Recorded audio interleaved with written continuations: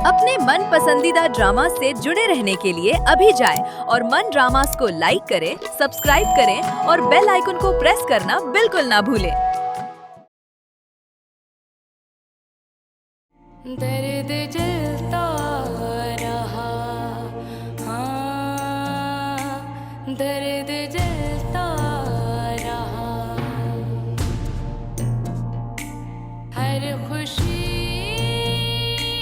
अजनबी बुझ गई जिंदगी,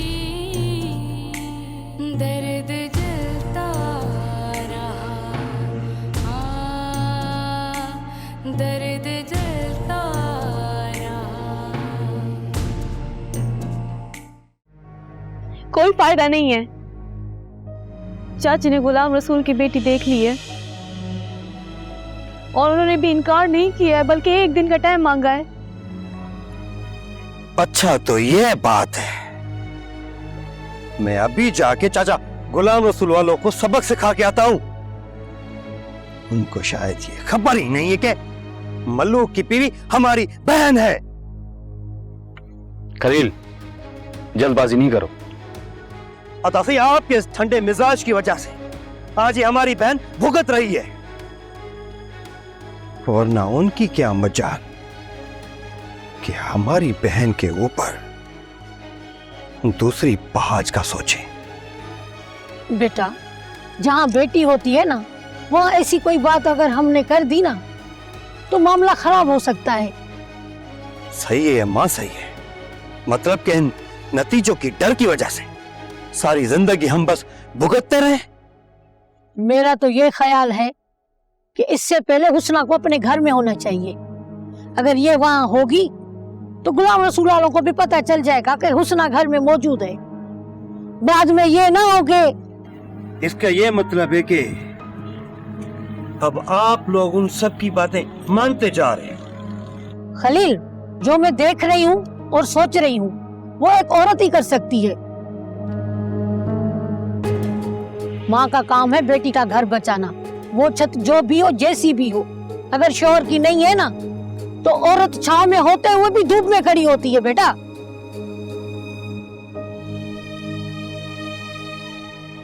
लेकिन हम खुद जाकर कैसे हुस्ना को छोड़ा है? काजू, तेरे को तो पता है ना कि ये खुद नहीं आई है, मलूक छोड़ के गया है। और तू भी तो जा रहा था ना बहन को लेने के लिए कि हुस्ना की चोट हुई है तो कुछ देर आके यहाँ आराम कर ले।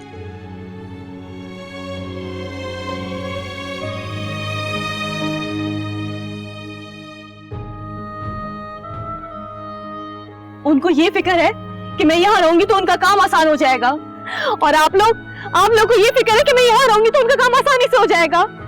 लेकिन किसी को ये फिक्र नहीं है कि ये हो क्यों रहा है। बेटी, क्यों फिक्र कर रही है? मैं सुन भी रही हूँ, देख भी रही हूँ, सब कितने परेशान है तुम्हारे लिए। हाँ, आप लोग इधर हो, वो लोग उधर, सबको अपनी अपनी परेशानी की परवाह है, किसी को मेरा नहीं दिख रहा।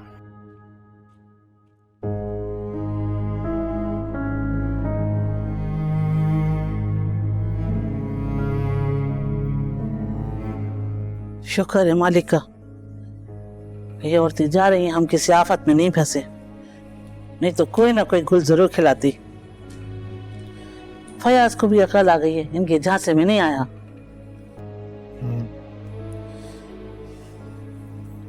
सही जा, सुबह कब तक वापस आ रही है? दादी अम्मा, मुझे ऐसा लगता है जैसे मैंने सुमैरा के साथ बेहद ज्यादती कर दी है। अरे नहीं बेटा, ऐसी कोई बात नहीं है। ये मियाँ बीवी के दरमियान ना, ये बच्चा ना ताले का काम करता है कि ऐसा रिश्ता होता है।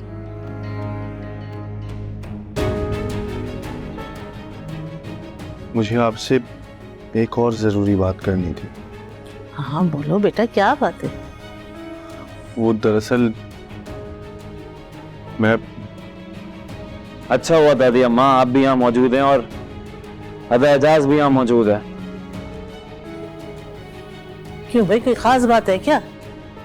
मैंने अदा एजाज से गुजारिश भी की थी और मुंशी से भी कहा था, लेकिन लगता है मेरी बात की कोई अहमियत नहीं है यहाँ पर। अरे क्यों नहीं बेटा, ऐसा कभी नहीं सोचते। क्योंकि मेरे सोचने ना सोचने से किसी को कोई फर्क नहीं पड़ता।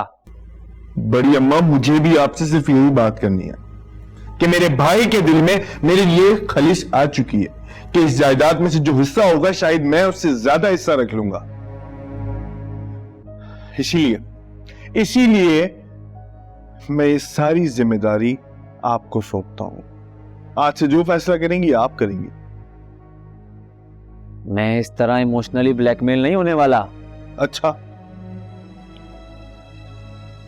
आज से जितने भी डॉक्यूमेंट्स हैं, प्रॉपर्टी के कागजात हैं, अकाउंट्स डिटेल्स हैं, प्लॉट्स हैं, दुकानें हैं, बंगले हैं, उन सब की जिम्मेदारी मैं आपको सौंपता हूं। और जिधर भी साइन करना है, जिधर जाना है, आप मुझे बताएं, मैं आपके साथ जाऊंगा। अभी इसी वक्त सब का सब आपके नाम करूंगा। बस फैयाज, मेरे भाई, मैं हाथ जोड़ता हूं तेरे आगे। ये बात इस घर से बाहर नहीं जानी चाहिए।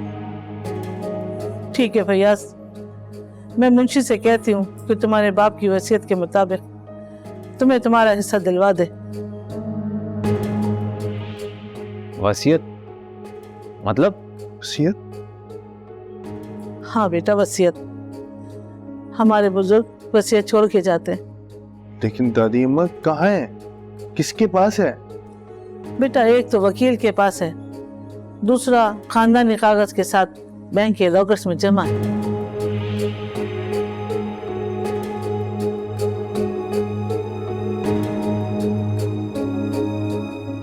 अदा एजाज, मुझे इन झंझटों में डालकर खामखा मेरा टाइम जाया करने की जरूरत नहीं। फिलहाल मुझे मेरी जमीनें दे दें, अब उसको मैं काश्त करूं या मुकाते पर दूं, मेरा मसला है ये। नहीं, इससे पहले तुम्हें शादी करनी पड़ेगी, उसके बाद तुम्हारी जरूरत का सारा हिस्सा मिलता रहेगा। सबको अदा एजाज की पड़ी हुई है, सब मिले हैं इनसे। मैं शमा से क्या कि इसका फौरी शादी का बंदोबस्त करती हूँ। जब ये घर चलाएगा ना तो होश ठिकाने आ जाएंगे इसके। ठीक, बेहतर।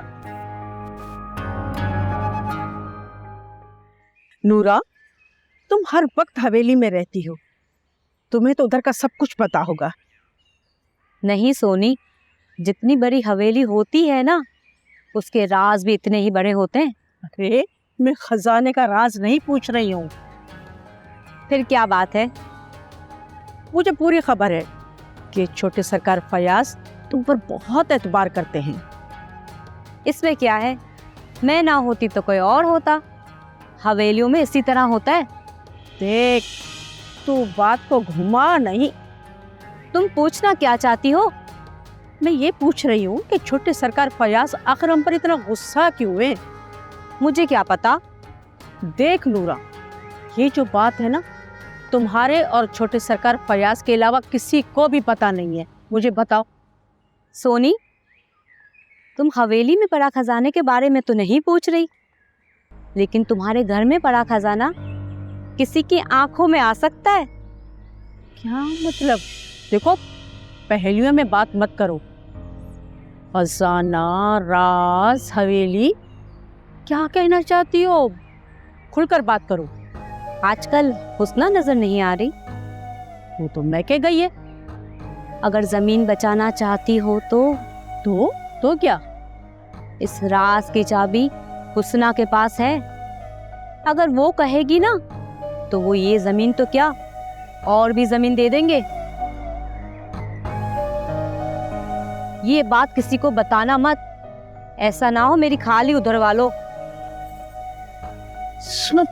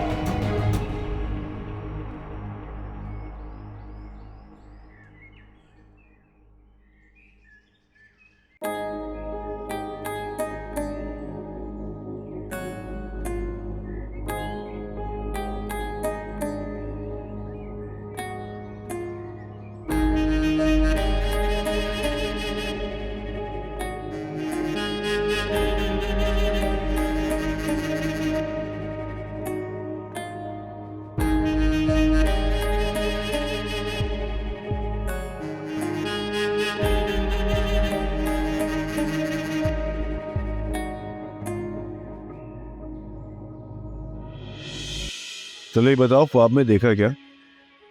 ख्वाब को छोड़ें, मैं हकीकत में आपके सामने खड़ी हूँ, ये मेरे लिए काफ़ी है। लग रहा है ख्वाब में कोई जिन भूत तुम्हें उड़ा ले जा रहा था। शायद उससे भी बुरा ख्वाब, क्योंकि आप मुझे छुड़ाने नहीं आए।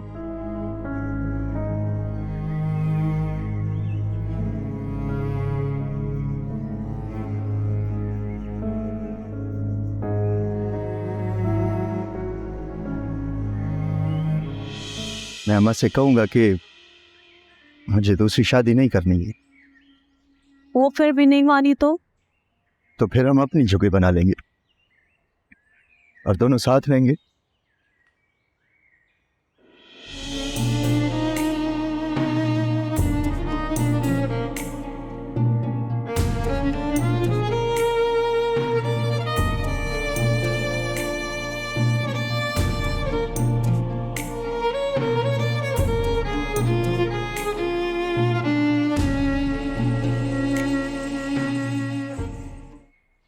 दम लगाओ, दुश्मन भगाओ, जिंदगी बनाओ। बस यार काफी है। फिर इस गम को कैसे भगाओगे?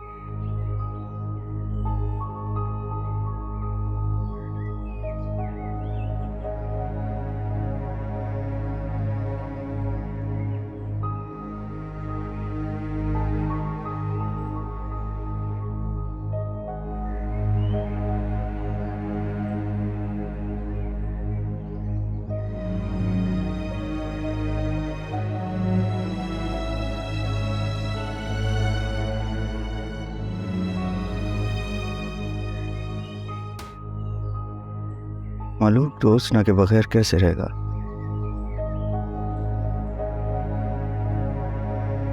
और वो इतनी बेवफा कैसे हो सकती है, मेरे साथ ऐसा कैसे कर सकती है। नहीं, लेकिन इसमें उसका कसूर नहीं। वो तो मेरा इंतजार कर रही है। मैंने ही उसे कहा था कि मैं आ जाऊंगा। मुझे अम्मा अब्बा को रोकना चाहिए था। कसूर मेरा ही है।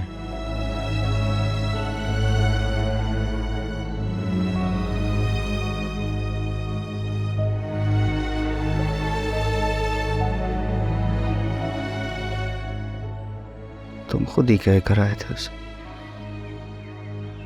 बेटा यार, ये तुम क्या कर रहे हो? मर्द बनो मर्द। बाबा मुझे नहीं पता। उठो उठो, घर चलते हैं। मुझे एक बात तो बता यार, न तुम खाते हो, न पीते हो, न आराम करते हो। खुद को संभालो यार, संभालो। पापा अब जाओ, घर में आता हूँ। बेटा मैं तुम्हें यकीन दिलाता हूं कि तुम्हारी माँ है ना, माँ तेरा तो ख्याल रखती है, लेकिन हुस्ना का तो बड़ा ही ख्याल रखती है। रखती थी बाबा, अब नहीं। अब माँ बहुत बदल गई है। अब सिर्फ उसे अपनी ख्वाहिशें नजर आती हैं। दूसरे भाड़ में जाएं, उसे कोई परवाह नहीं है। बेटा यार, मैं तुम्हें सही बताऊं, तुम्हारी माँ है ना, माँ यार तेरे लिए बहुत परेशान है, बहुत परेशान। उठो। बाबा अम्मा की परेशानियां तो खत्म नहीं होती हैं, और दूसरों को परेशान करना भी कम नहीं होता है। मुझे एक बात तो बताओ, आखिर कब तक कैसे परेशान रहोगे? बाबा आप लोगों को क्या है इस बात से? चलो बातें छोड़ दो, उठो उठो, घर चलते हैं। बाबा जाओ। बेटा मेरी बात सुन, आज तेरी कोई बात मुझे नहीं सुन। उठो, घर चलते हैं, बाकी बातें चल के घर करते हैं। उठो। बाबा जाओ।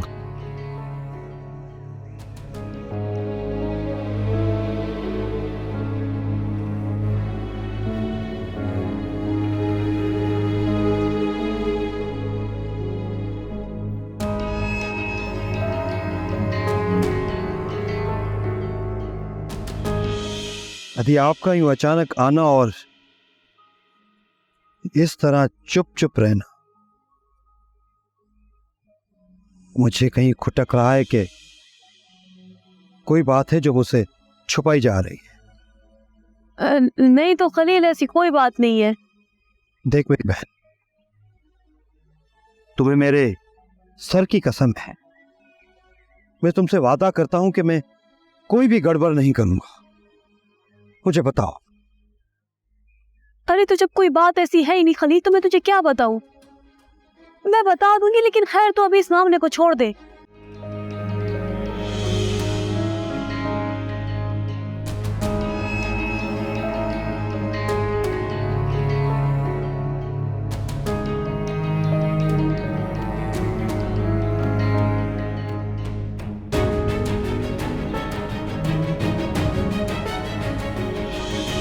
इसका मतलब है कि तुम्हें मुकम्मल आजादी चाहिए है? क्या बदतमीजी है खलील, मैं तुम्हारा लिहाज कर रहा हूं और तुम हद से बढ़ रहे हो। अभी तक तो मैंने कुछ किया ही नहीं।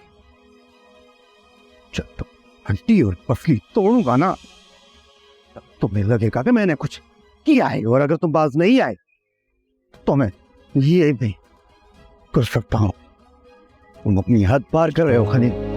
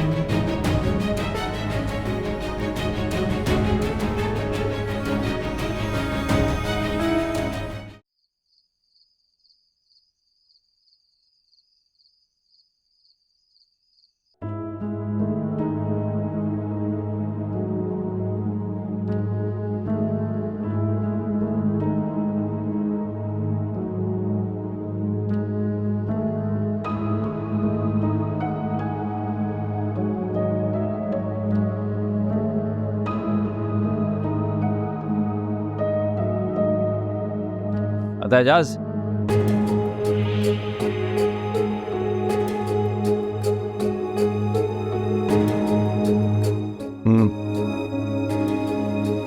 मुझे बात करनी है आपसे। और मुझे लगता है हम इस बारे में बात कर चुके हैं। नहीं नहीं, ये वो बात नहीं है। अच्छा, बोलो। आज आप कांजू के घर पे गए थे। वहां क्यों जाऊंगा मैं? मेरा मतलब है हुस्ना के पास गए थे। ये किस तरह के सवाल कर रहे हो तुम? सवाल जैसा भी हो, आप जवाब तो दें। तुम ये सवाल पूछ क्यों रहे हो? मैंने सुना है कि आप हुस्ना के साथ सहरा में मुलाकातें फरमा रहे हैं। Mind your language क़यास।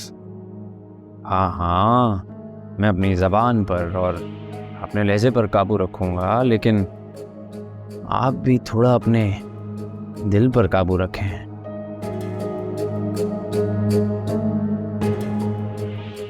तुम जानते हो तुम किससे बात कर रहे हो? अरे मैं आपसे ही बात कर रहा हूँ, लेकिन आप भी इतनी सी बात अपने दिमाग में बिठा लें। ये बात अच्छी नहीं है कि आप पसंद की शादी होने के बावजूद रेतीले रास्ते नापते फिरें। माजी माजी होता है, हाल में अपनी जिंदगी गुजारे हैं। मुझे लगता है मेरे पास फजूल बातों के लिए वक्त नहीं है। आप मेरी हर बात को फजूल समझने की रविश को खत्म कर दें तो अच्छा है, वरना वरना वरना तुम अपने बड़े भाई को धमकी देने पर उतर आए हो। कमाल है भाई, पहले इनको मेरी बातें फजूल लगती थी, अब इनको मेरी बातें धमकियां लग रही हैं।